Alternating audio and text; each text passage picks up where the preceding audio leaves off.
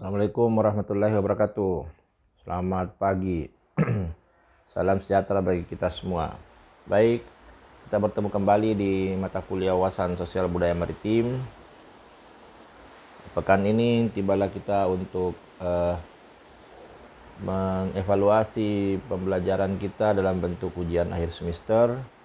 Tapi sebelumnya saya akan menyampaikan kisi-kisi ujian akhir semester berupa penjelasan khusus untuk beberapa materi-materi yang diharapkan dapat membantu mahasiswa di dalam mempelajari atau mempersiapkan pelaksanaan UAS.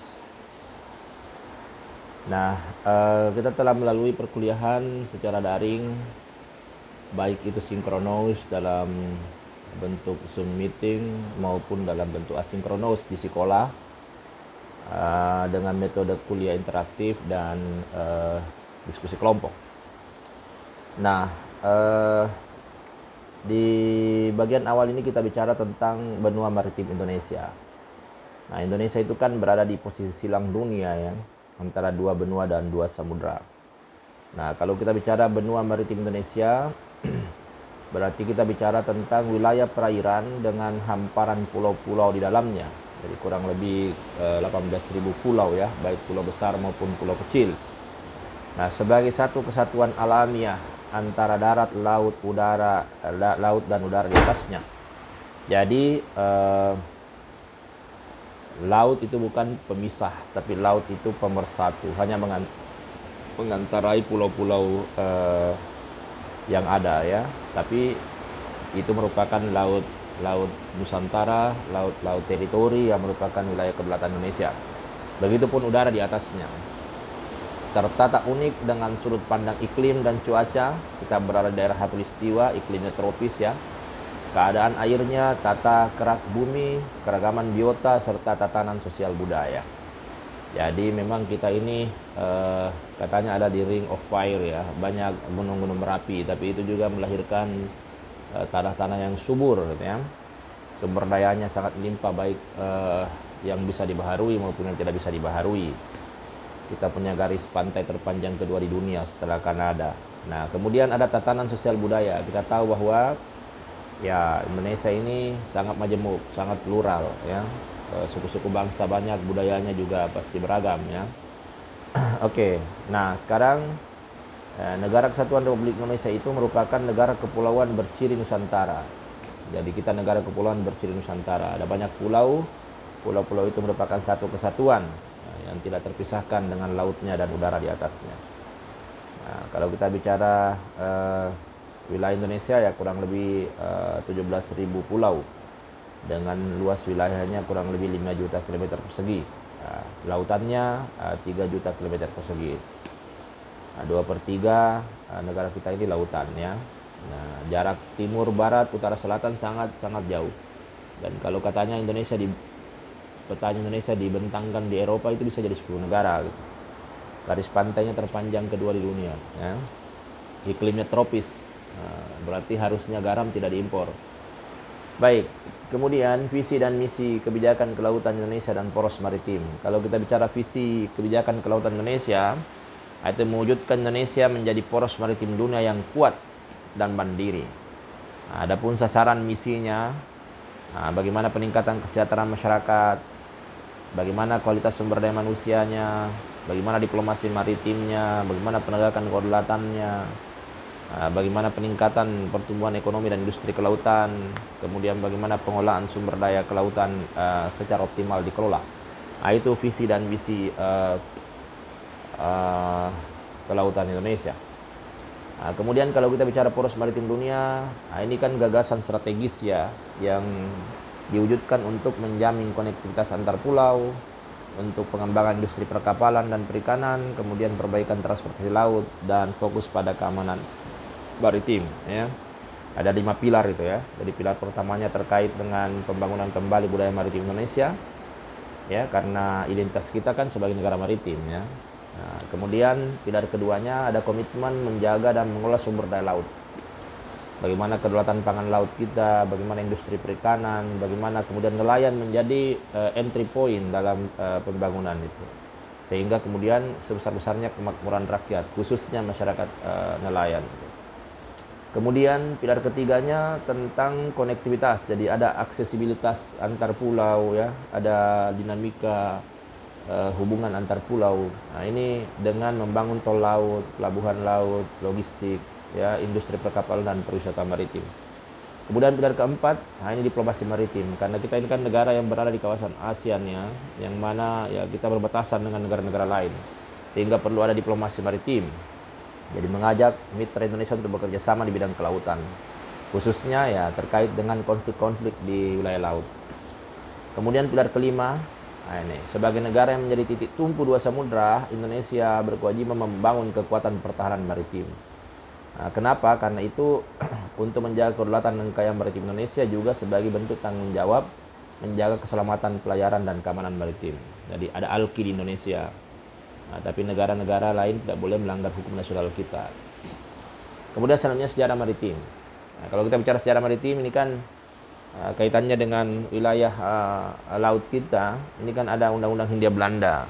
Kemudian ada Deklarasi Juanda ya. Dan itulah yang menjadi titik awal gitu, sehingga kemudian kita menjadi sebuah negara kepulauan berciri Nusantara. Nah, di mana Deklarasi Juanda itu menyatakan bahwa seluruh perairan antar pulau tanpa memandang luasnya itu adalah wilayah Indonesia, disebut dengan Laut Pedalaman atau Laut Nusantara. Sementara laut teritori kita itu 12 mil diukur dari pulau terluar pada saat surut terendah. Namun lalu lintas yang damai di perairan pedalaman itu bagi kapal asing boleh. Namanya ALKI, Alur Laut Kepulauan Indonesia. Jadi dari 3 mil laut saja menurut Undang-Undang Hindia Belanda itu kemudian dideklarasikan oleh Juanda, Perdana Menteri Indonesia pada saat itu, menjadi 12 mil. Dan seluruh laut antar pulau adalah laut Indonesia. Karena dulu itu laut bebas. Antara Kalimantan, Jawa, Kalimantan Sumatera, Kalimantan Sulawesi itu laut bebas. Nah, sehingga itu tentu rawan ya. Keamanan, rawan untuk pelanggaran kedaulatan dan seterusnya. Nah, kira-kira seperti ini. Nah, ini Deklarasi Juanda 1957, tapi itu nanti kemudian dibicarakan di PBB itu UNCLOS 1, 2, 3, yang ketiga tahun 1982. Nah, akhirnya kemudian ada yang disebut laut teritori, laut pedalaman, zona tambahan, zona ekonomi eksklusif, landas kontinen, dan laut lepas. Nah, kalau bicara laut pedalaman itu laut antar pulau di Indonesia. Nah, sementara kemudian laut teritori itu 12 mil dari garis pangkal ya, garis dasar. Ada pulau-pulau terluar yang menghubungkan pulau-pulau itu disebut dengan garis dasar. Nah, kemudian sejarah kerajaan maritim. Nah, ada banyak kerajaan-kerajaan maritim di Indonesia. Di Nusantara kita sebelum kita merdeka ya. Salah satunya ini adalah Kerajaan Sriwijaya. Kenapa Kerajaan Sriwijaya itu hebat? Ya karena ya dia menggunakan Selat Malaka. Jadi Selat Malaka dioptimalkan dengan baik ya untuk pelayaran, perdagangan, untuk perekonomian ya. Sehingga bisa membangun Kerajaan Sriwijaya dengan kuat. Kemudian Majapahit. Walaupun dikenal juga sebagai kerajaan agraris, tapi Majapahit punya armada laut yang kuat.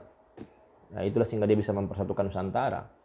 Laksamana Nala itu bisa berlayar untuk menaklukkan pulau-pulau di luar Jawa, karena istilah Nusantara menurut Sumba Palapa itu adalah bahwa mempersatukan pulau-pulau di luar Jawa, sehingga kemudian dia berada di bawah panji Kerajaan Majapahit. Ya, jadi ada armada laut yang kuat.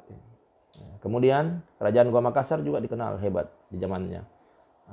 Di mana tentu di situ ada pelabuhan Somba Opu. Setelah Malaka jatuh ke tangan Portugis, ya Somba Opu itu menjadi transit timur barat itu ke Maluku, kemudian kembali dari sana. Artinya apa?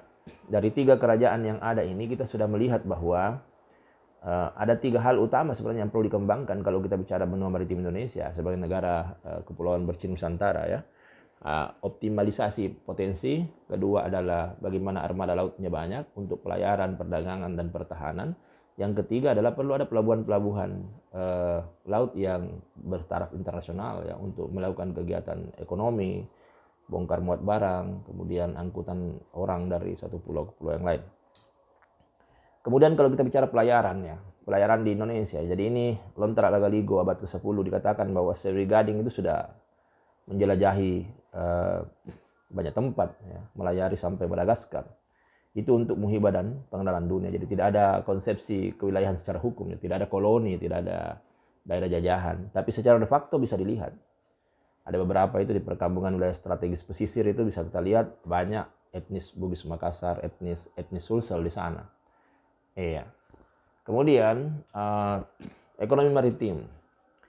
Kalau kita bicara ekonomi maritim itu bisa didefinisikan bahwa seluruh aktivitas ekonomi yang secara langsung atau tidak langsung terjadi di kawasan perairan dan kegiatan di luar kawasan perairan yang memanfaatkan sumber daya alam dan lingkungan yang berasal dari perairan, itu menurut Undang-Undang Nomor 6 tahun 96 tentang perairan. Itulah ekonomi maritim.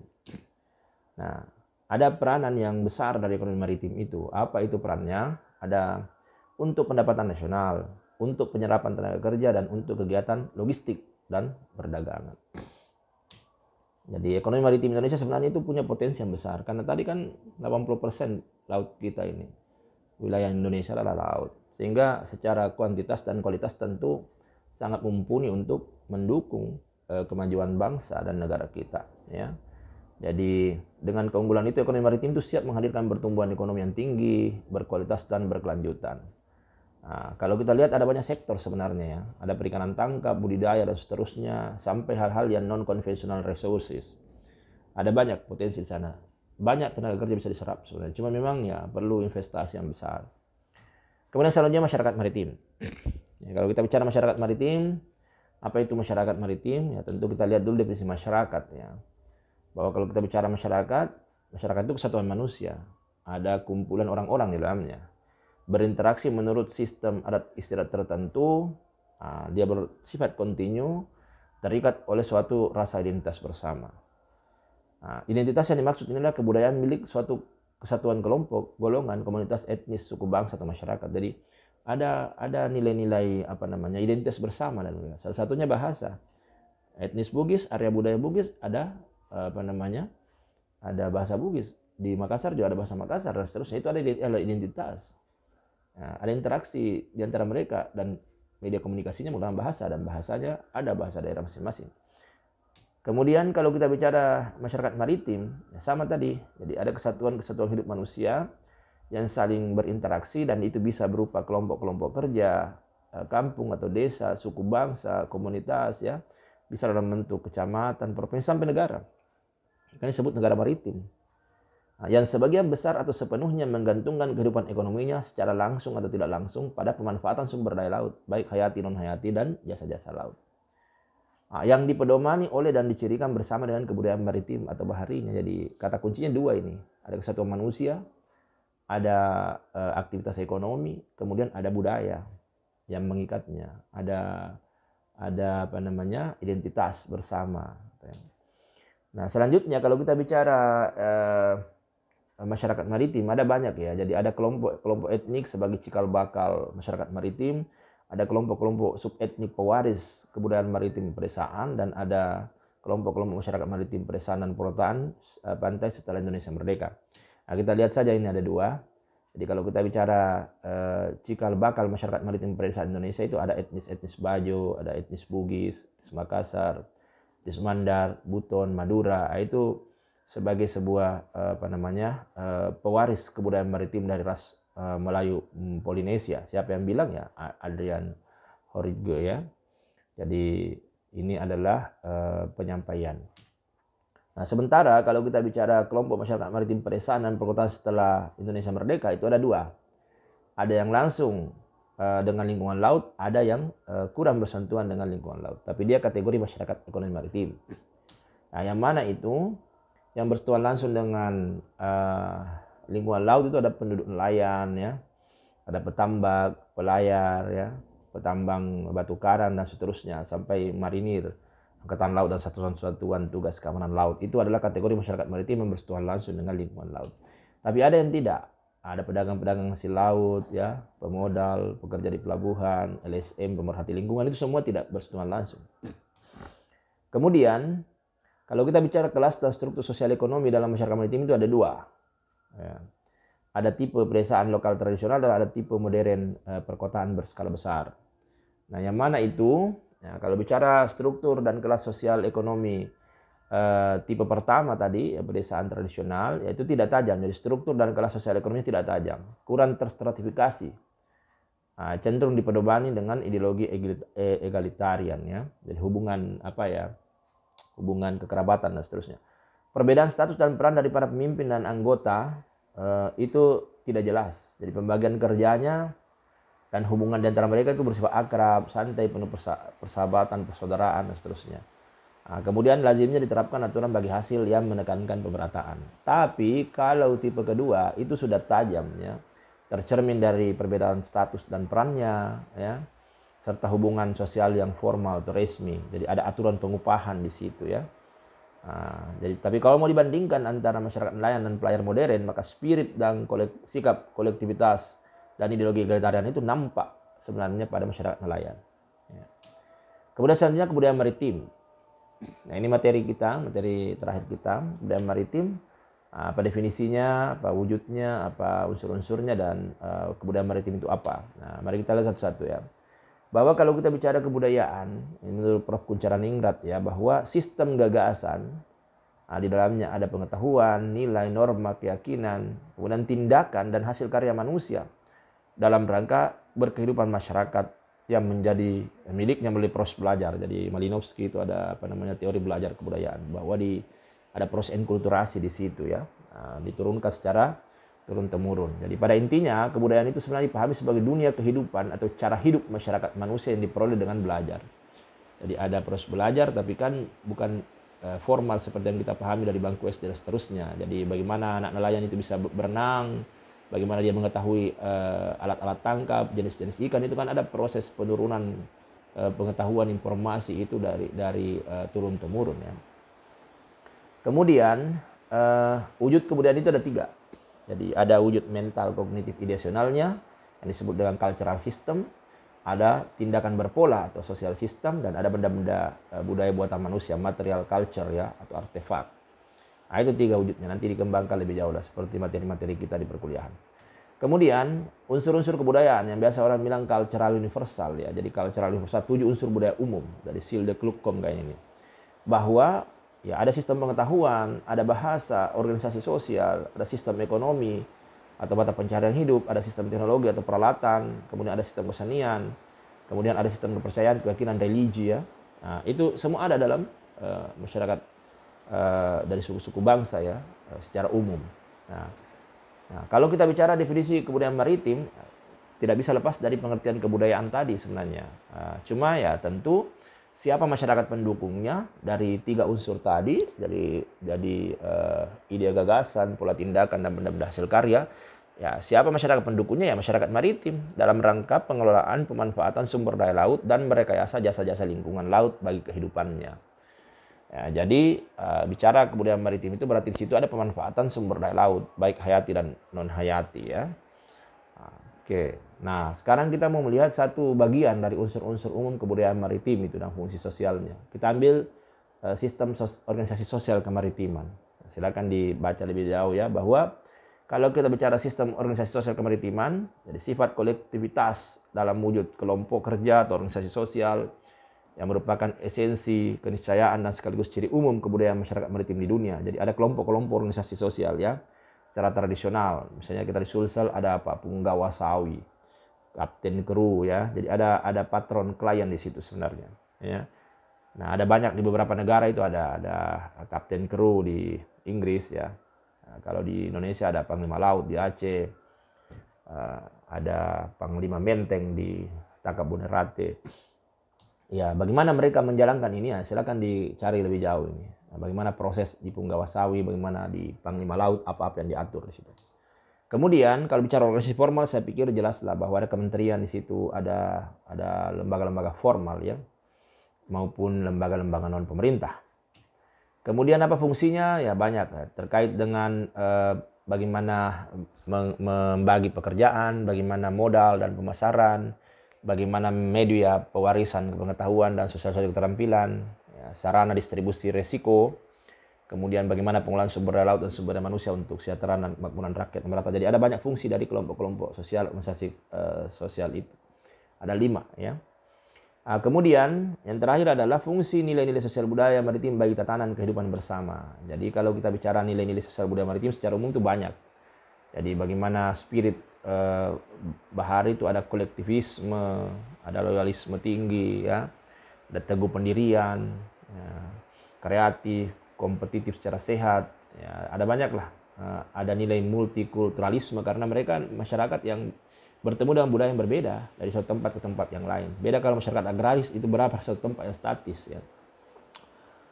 Kemudian ada fungsi sebenarnya ya, baik itu di tingkat kelompok kerja, di tingkat komunitas sedesa, di daerah kabupaten dan provinsi, di kesatuan bangsa negara maupun di hubungan bangsa internasional. Nah, kita lihat satu saja ya terkait dengan bagaimana fungsi nilai sosial budaya maritim itu bagi tatanan kehidupan bersama khususnya pada tingkat kesatuan bangsa atau negara.